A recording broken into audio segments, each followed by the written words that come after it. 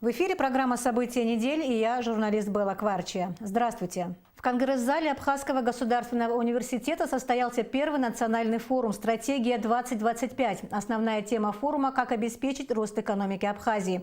Мероприятие должно положить начало проведению серии тематических форумов. Их ключевая цель – создать программу действий, поддерживаемую широкими общественными силами, и приступить к ее выполнению.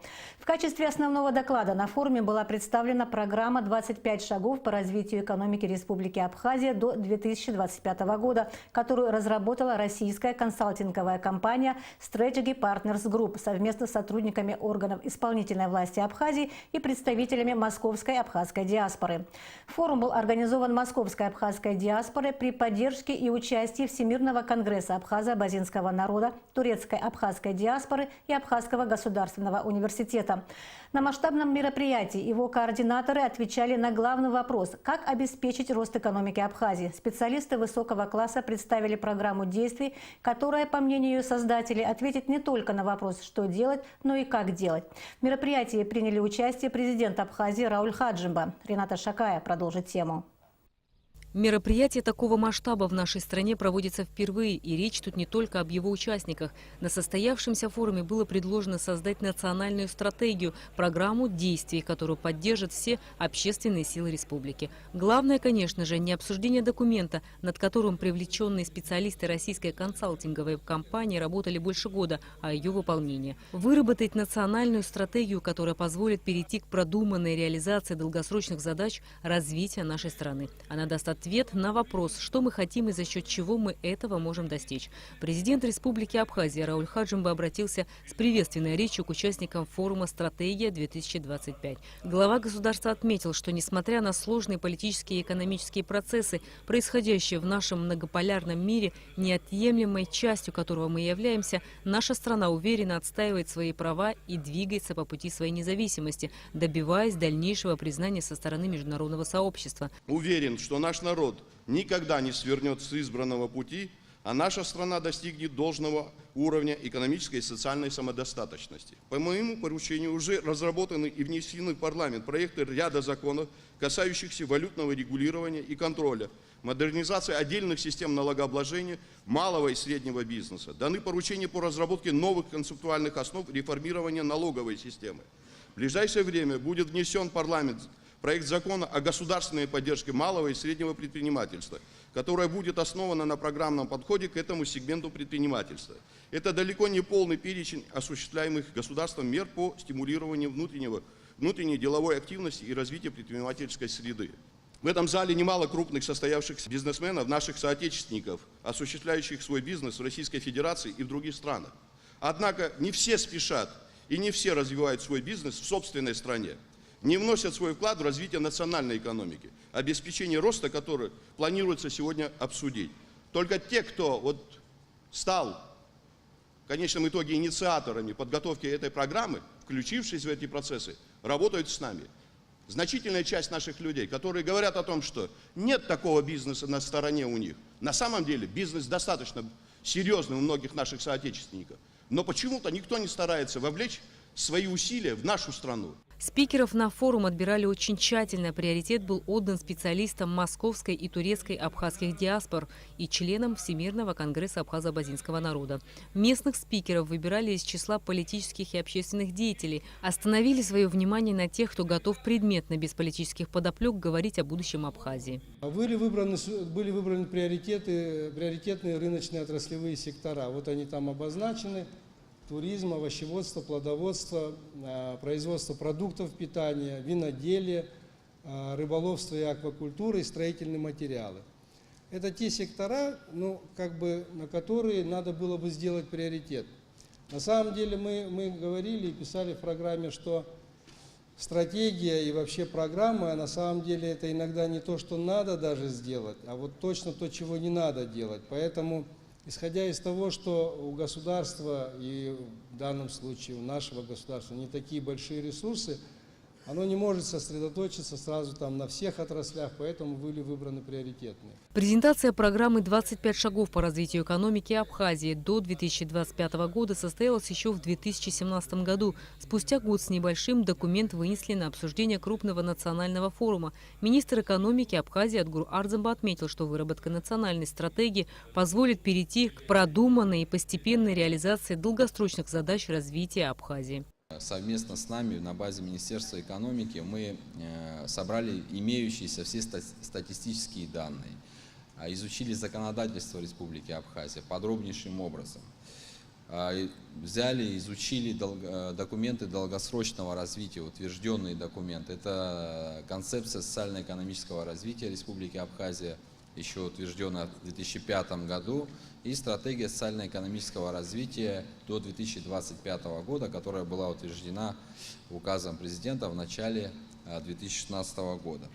Как говорил Беслан Родионович, был проведен опрос населения об оценке качества жизни, проведен SWOT-анализ сильных и слабых сторон, возможностей и рисков Абхазии. И что самое важное, были проведены стратегические сессии, 3 структурированных совещания по развитию выбранных пилотных отраслей с участием профильных бизнесменов, предпринимателей.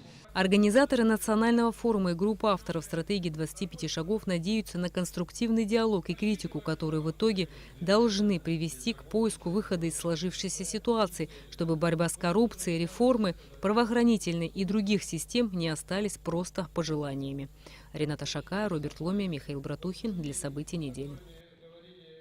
К теме форума мы вернемся немного позже, а сейчас о других важных событиях последних 7 дней. На этой неделе произошло знаменательное событие в новейшей истории Абхазии.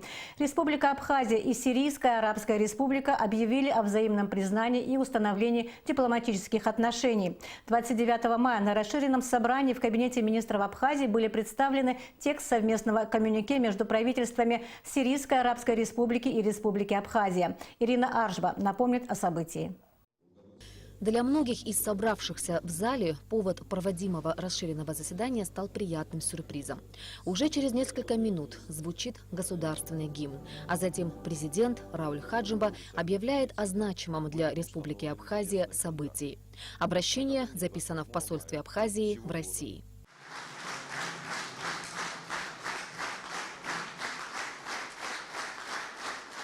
Вице-президент Виталий Габния признался, что руководство страны знало немного раньше о том, что Сирийская Арабская Республика признала Республику Абхазия и Республику Южная Осетия. Это произошло в преддверии 25-летия нашей победы, десятилетия признания состояния Российской Федерации.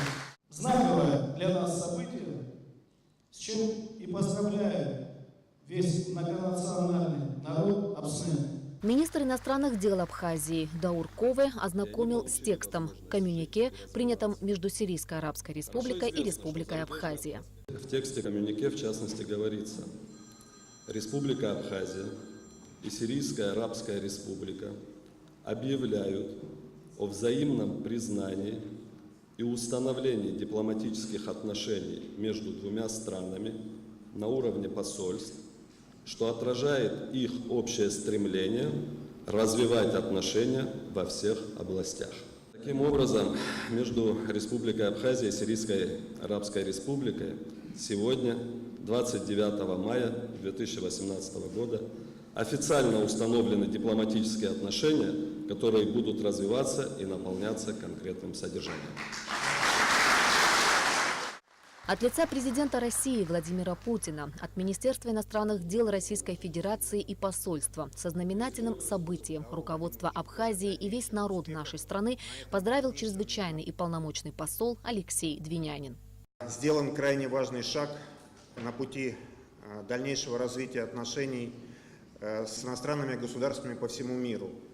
Однако в данном случае считаю крайне важным, что признание Республики Абхазия со стороны Сирийской Арабской Республики позволит усилить отношения со всеми государствами Ближнего Востока, где, как известно, и я уже имел честь познакомиться с материалами по данному вопросу, проживает существенная часть абхазо-абазинского народа. Я хотел бы пожелать от лица Российской Федерации дальнейших успехов Республике Абхазия, Министерству иностранных дел Республики Абхазия, лично министру Дауру Вадимовичу Кове дальнейших успехов на этом важнейшем международном для вашей республики направлении. И со своей стороны обещаю, что Российская Федерация, Министерство иностранных дел и посольство Российской Федерации в Республике Абхазия будут и дальше прилагать максимум усилий для оказания экспертного, политического и международного содействия Республике Абхазия. Аман Шаалара. Таким образом, 29 мая 2018 года вошло в историю Абхазии как день признания независимости нашей страны еще одним государством – Сирийской Арабской Республикой. Ирина Аршба, Алексей Агухава, Роберт Ломия, Абхазское телевидение. Признание Абхазии Сирии – результат кропотливого труда всей абхазской дипломатии в течение последних нескольких лет. Значимый вклад в дело признания нашей страны внесла абхазская диаспора в Сирийской Арабской Республике.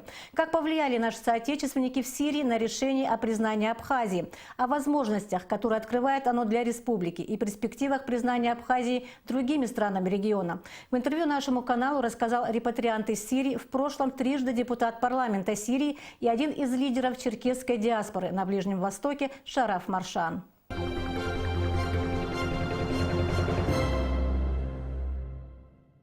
«29 мая произошло важное для Абхазии событие, для истории Абхазии.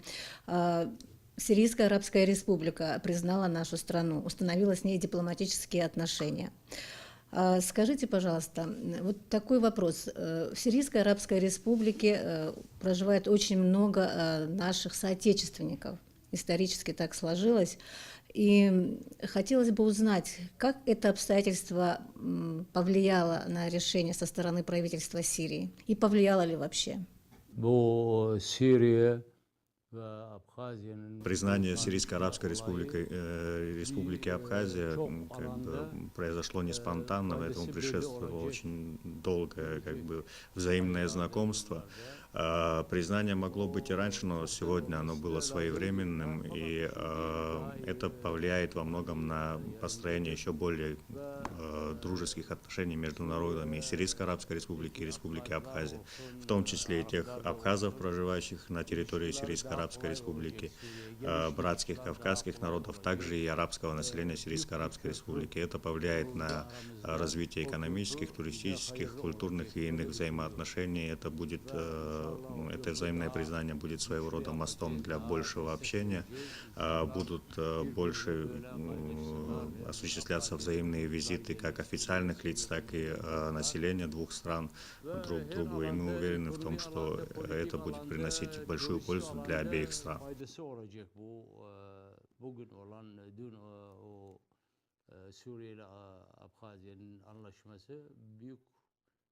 Все-таки я повторю свой вопрос. Я хочу узнать, то, что там находятся наши соотечественники, повлияло ли это на решение правительства Сирии признать нашу страну?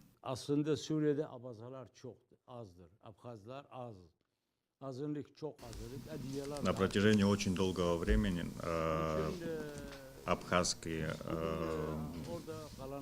соотечественники, живущие на территории Сирии, играли очень большую роль в самом сирийском государстве.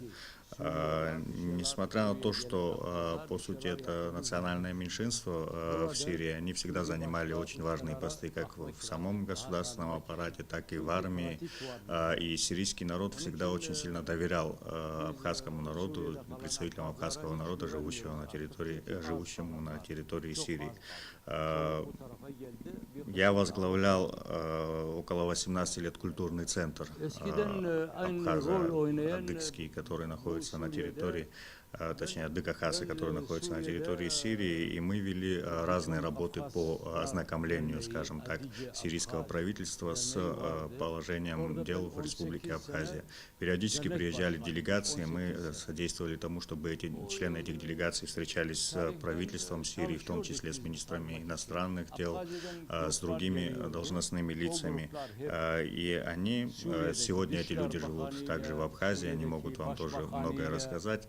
Они они встречались и всячески налаживали мосты с правительством Сирийской Арабской Республики. К сожалению, на тот момент было очень сложно в политическом смысле для сирийского правительства признать независимость Республики Абхазия. Но сирийское правительство всегда доверяло абхазам, как тем, которые живут здесь, так и тем, которые жили на территории Сирии. Примером тому может стать тот факт, что сам я трижды избирался в парламент Сирийской Арабской Республики. Ни один представитель неарабского этноса никогда не добивался такого в Сирии. Это говорит не о личном признании меня, а о именно том уважении, которое проявляется по отношению к абхазам, живущим в Сирии. И вот долгие годы, к сожалению, по политическим причинам, из-за определенной близости и экономических связях с Европой и западными странами, правительство Сирийской Арабской Республики не могло пойти на такой сложный шаг. Но сегодня обстоятельства сложились таким образом, что Сирийская Арабская Республика поняла, что единственными партнерами для нее остались те, кто придает больше значения не каким-то политическим конъюнктурам, а именно реальности существующей, и поэтому признали Республику Абхазия, благодаря также тому, что Республика Абхазия является надежным партнером Российской Федерации, которая также является надежным партнером Сирийской Арабской Республики. И вот сегодня в такой момент Сирийская Арабская Республика признала Республику Абхазия, за что мы, конечно же, безмерно рады.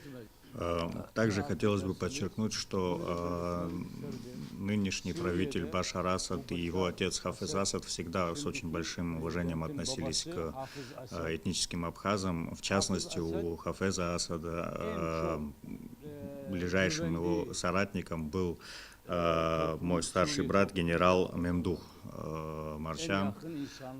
И с тех дней по сей день абхазское население Сирии всегда поддерживало правительство Сирийской Арабской Республики.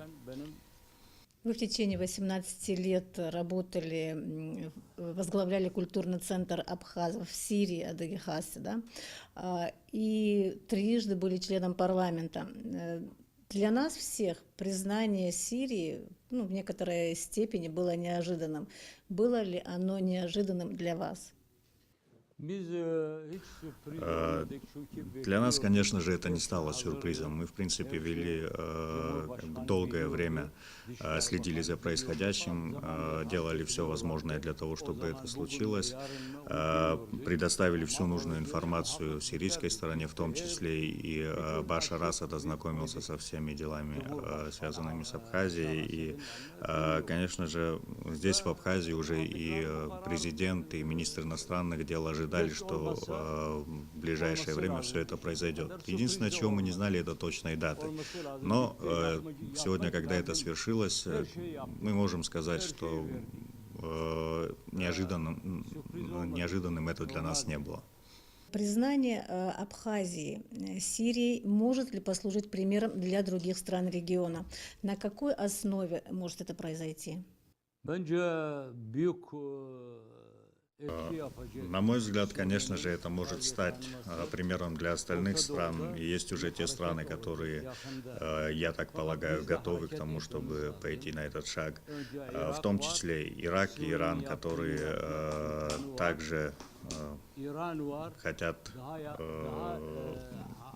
строить взаимоотношения мира в своем регионе, и которые не очень хорошо относятся к военным базам Америки на территории Грузии. Лично я несколько раз встречался с послом Ирака и послом Ирана в Сирии, передавал им, опять же, справочную информацию об Абхазии, рассказывал, предоставлял справки по истории Абхазии. И я надеюсь, что в ближайшее время и они последуют этому примеру. Но мы тоже не должны сидеть сложа руки, мы должны в определенной степени быть более настойчивыми, мы должны их к этому, если так можно сказать, подтолкнуть. Как вы расцениваете, насколько выросли возможности Абхазии на международной арене в связи с этим признанием, и что такое решение о признании дает самой Сирии? Genellikle iki ülke Признание – это установление моста между двумя государствами. И это будет способствовать тому, чтобы эти два государства общались и налаживали всесторонние многоплановые взаимоотношения. Конечно же, для Абхазии это будет сулить очень много полезных вещей в плане развития экономики, возможно, гуманитарных взаимоотношений с Сирийской Арабской Республикой. Также это будет в определенной степени показателем для остальных стран региона, готовых пойти на такой шаг, что с Абхазией можно сотрудничать. С другой стороны, для Сирии это своего рода усиление позиций, потому что сегодня ситуация на Ближнем Востоке, она разделена на два лагеря. В один лагерь входят те страны, которые пособничают западным, скажем так, силам, и есть те, которые борются за мир, которые находятся в таком тесном дружестве, как Иран, Сирия и Ирак, которые борются за освобождение от гнета тех проблем, которые сегодня в регионе существуют. И вот это, скажем так, этот союз между Ираном, Сирией, Россией и теперь уже Абхазия, которая присоединилась к союзническим, точнее дружеским отношениям с Сирией, будет очень многозначителен для региона и для сирийского государства в том. Мы говорили немножко о Западе, о западных странах. В связи с этим не усилится ли давление в связи с признанием Сирией Абхазии, да, не усилится ли давление стран Запада и на Сирию, и на Абхазию в том числе? Западные страны испробовали все для того, чтобы дестабилизировать обстановку в Сирии и не смогли справиться с легитимным правящим режимом Сирийской Арабской Республики. Башар Асад остался у власти, и это говорит нам о том, что сегодня уже почувствовать на себе все тяжбы прессинга, скажем так, со стороны западных стран.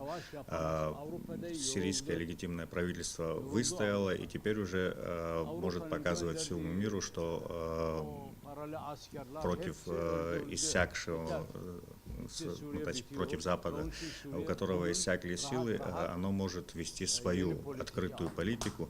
И одним из примеров такой политики является признание Республики Абхазия. Это говорит опять же о том, что Сирия со своими союзниками, такими как Российская Федерация, Иран, Ирак и теперь уже Республика Абхазия могут открыто заявлять о том, во что они верят, и открыто идти дальше. Это будет хорошо для всех стран региона, для всех тех, кто следует правильной политике, для всех тех, кто готов, скажем так, противостоять неконструктивным силам. Еще такой вопрос. В связи с признанием, после признания нашей страны Сирией, насколько, вы думаете, активизируются процессы взаимодействия, общения с нашей диаспорой, проживающей в той стране, в Сирии? Suriye'deki avazalar, bizim Abhaz Suriye'dekiler az kaldı orada, fakat onlar bugüne kadar faaliyet gösteriyorlar. Meydandalar, onun için bugüne kadar. Конечно же, в первую очередь хотелось бы опять подчеркнуть тот факт, что абхазская диаспора в Сирии очень хорошо воспринимается Сирийской Арабской Республикой, правительством, и, возможно, именно лепта уважения к абхазскому народу, проживающему там, также послужила добрым делом тому, что сегодня Сирийская Арабская Республика повернулась в сторону Абхазии, и пошла на такой шаг.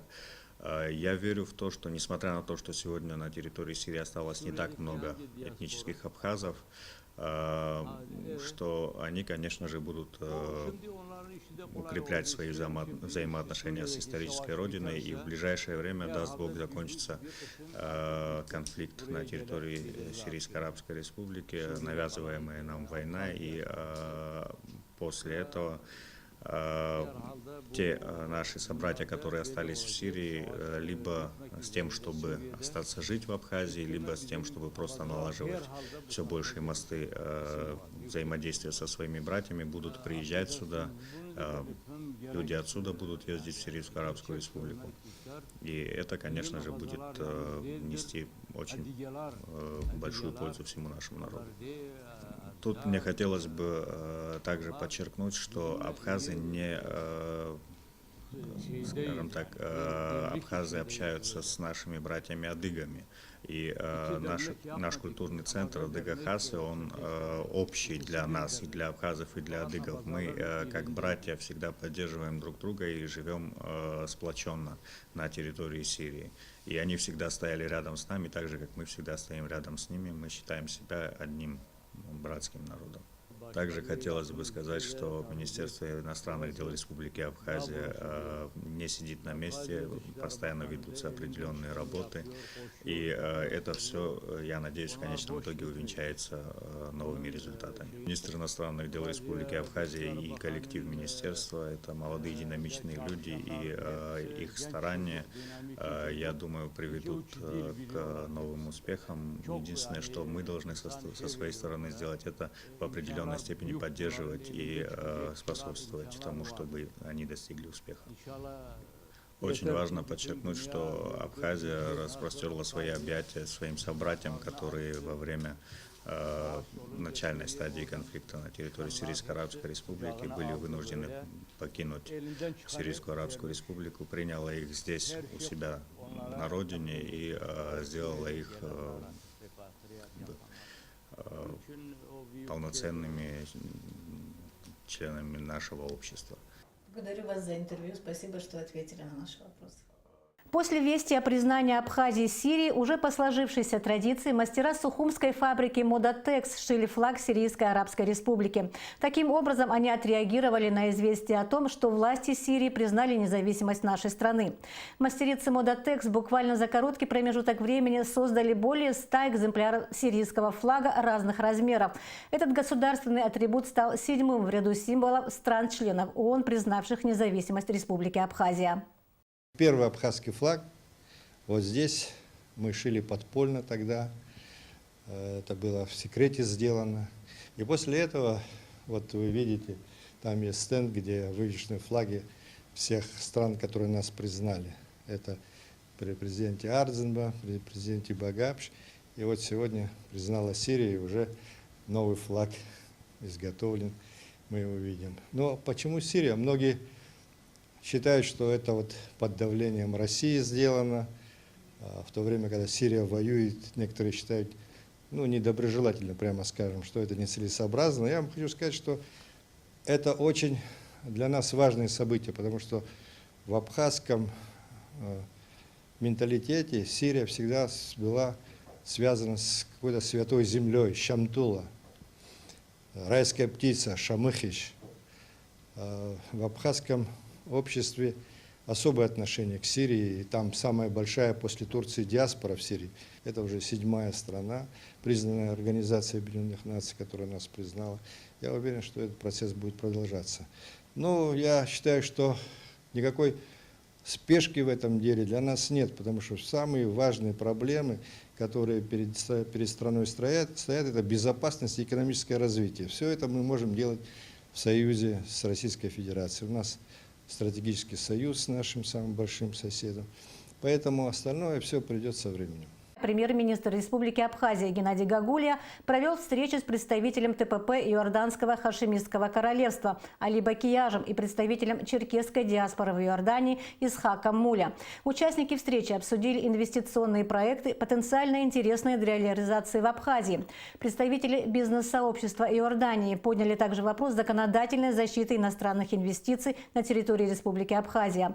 Как отметил Али Бакияж, для реализации инвестпроектов им необходимо убедиться в правовом режиме инвестиций и правовом статусе участников инвестиционной деятельности, так как государственное регулирование в этой сфере заключается в гарантиях прав субъектов и защиты инвестиций.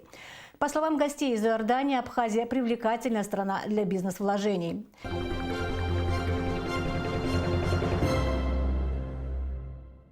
А теперь вновь о работе первого национального форума «Стратегия-2025», которая продолжалась практически весь день. По завершении первой части мероприятия итоги обсуждения подвел президент российской консалтинговой компании Strategic Partners Group Александр Идрисов.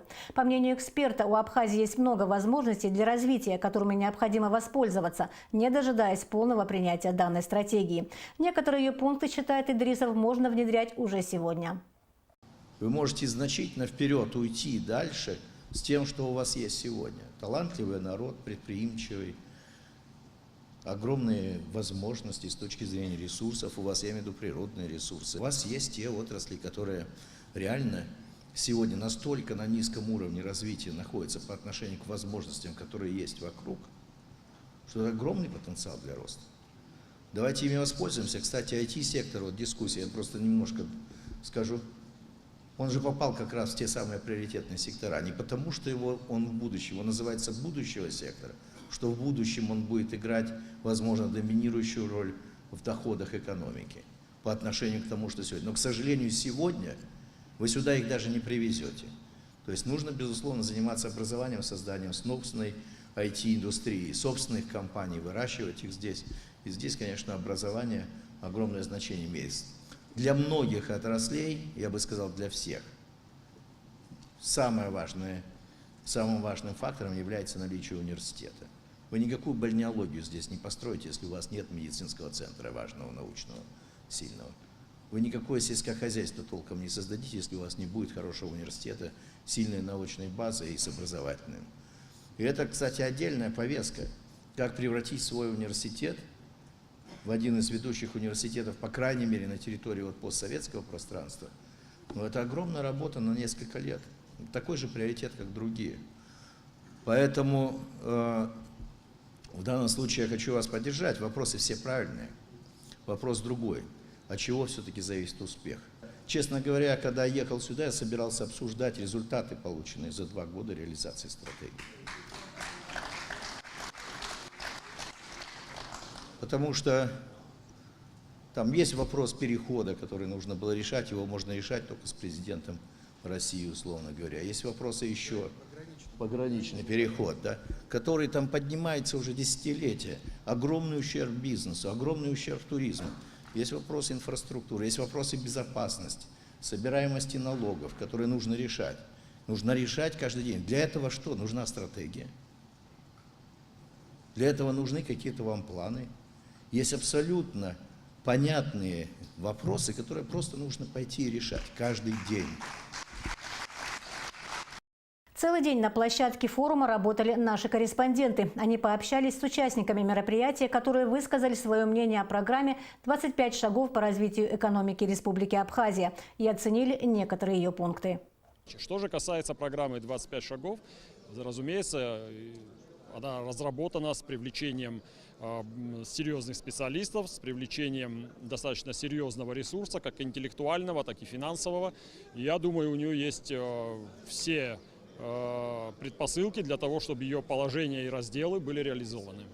В целом работа проходит интересно, и самое главное, что она, после первой части приветственной, которая всегда обычно проходит немножко в такой традиционной манере, а после этого достаточно живое было общение и много было вопросов, и они будут еще продолжаться. Дискуссия, которая имела место быть, она очень интересная.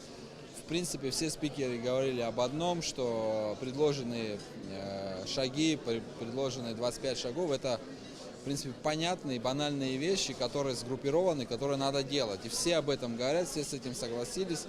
Я думаю, что вот такого рода площадки, они еще больше, можно сказать, заострят наше внимание, нас, я имею в виду все общество, на том, что нам все-таки необходимо найти консенсус и двигаться к намеченной цели последовательно и поступательно. Эта программа – это первые шаги, которые действительно нужны для того, чтобы какие-то изменения были. Поэтому она действительно актуальна, важна, и без нее дальше двигаться никуда невозможно. То же самое, что без каменного века невозможно прохождение определенных моментов человеческой истории и достижения космической эры. Поэтому сегодня это, конечно, не каменный век, это те необходимые вещи для того, чтобы в Абхазию пришла экономика интеллекта, экономика знаний, экономика, нацеленная на человека, а не на производство чего-либо. Поэтому это действительно важно сегодня. Не будет реализация этой программы, не будет дальнейшего развития. Я считаю, что это важно и считаю, что ее нужно принимать. Но что все отмечали здесь, что помимо того, что ее нужно принять, ее еще нужно сопровождать каждодневной кропотливой работой. Без этого ни одна программа, ни одна стратегия работать не будет. А так все аспекты в ней отражены, самые необходимые наши уровни здесь отражены. Здесь говорится о безопасности, о привлечении инвестиций, о финансовых наших ресурсах внутренних, о том, что у нас реально здесь есть и то, что мы должны сделать. Это хороший, очень базовый такой инструмент для нашего руководства, для нашего правительства. Это стратегия развития и действий. Вот если бы в свое время она была бы принята, я думаю, что мы достигли бы успеха. Но для того, чтобы ее принять, ее надо, еще раз говорю, обслуживать. Вот в этом мы очень серьезно отстаем и хромаем. Господин Идрисов, он очень правильную вещь сказал. Не нужно бесконечно обсуждать. То есть мы уже 25 лет обсуждаем, что нужно что-то менять. Нужно начинать делать. Действие, оно покажет нам. Если нам что-то не удастся, но всегда можно на каком-то этапе что-то менять. Я считаю, что огромное спасибо хочу сказать организаторам. И считаю, что если мы не перейдем вот к этому процессу реализации, то это будет очередная мертворожденная программа. Потенциал колоссальный там заложен. Мне кажется, это архиважные, архиактуальные вещи. Но это нужно начинать делать, потому что вот уже 2 года эта концепция обсуждается. Как мы видим, в общем-то, сейчас пока еще все на стадии обсуждения. То есть... Эта программа была написана 2 года назад, примерно 2 года назад, и она уже должна давно работать. Почему она не работает, достаточно сложно ответить. Я не являюсь государственным чиновником, но я считаю, что перспектива развития Абхазии, вот если опираться на эти 25 шагов, достаточно неплохая. Во время чемпионата мира по футболу на автомобили иностранных перевозчиков будут устанавливаться бортовые системы спутникового мониторинга автотранспорта «Протон». Более сотни перевозчиков из Абхазии уже получили эти устройства. После получения бортовых устройств они будут регистрироваться в транспортной дирекции чемпионата мира 2018 в онлайн-режиме, то есть личные кабинеты свои создают, и потом уже направляют уведомления, то есть маршрут движения. И после этого никаких ограничений не будет. Те перевозчики, которые поставят систему «Платон», и согласно этим требованиям, это дополнительные требования сегодня, которые со стороны Российской Федерации во время чемпионата мира, который вводится. И сегодня, если мы говорим о стоимости, то есть надо внести в виде залога 7 тысяч рублей, так как им выдают бортовые устройства. После окончания чемпионата мира эти бортовые устройства надо возвращать, и в пределах 7 тысяч рублей те, которые вносят эти суммы, то есть обратно возвращаются. Сегодня те лица, которые намерены осуществлять перевозки в летнее время, могут обращаться и в транспортное управление, в Министерство по курорту и туризму. Мы совместно эти перечень документов, которые необходимо, выкладываем на наших официальных сайтах, для того, чтобы люди могли получать информацию, но также могут обращаться оперативно, можно получить эти бортовые устройства. В период проведения чемпионата мира по футболу на государственной границе Абхазии и России будет действовать усиленный режим работы. Однако ограничения для перевозок будут действовать только в дни проведения матчей чемпионата мира. В Сочи их будет 6. В дни проведения матча, а в городе Сочи проходит 6 матчей, значит, в дни проведения чемпионата они будут закрываться, в дни проведения чемпионата, чтобы все знали. Значит, ограничения другим видам транспорта, за исключением, за которые мы все переживали, микроавтобусов и автобусов, для других видов транспорта исключений нет. На этом наша программа подошла к концу. Я желаю вам всего доброго и до встречи в эфире.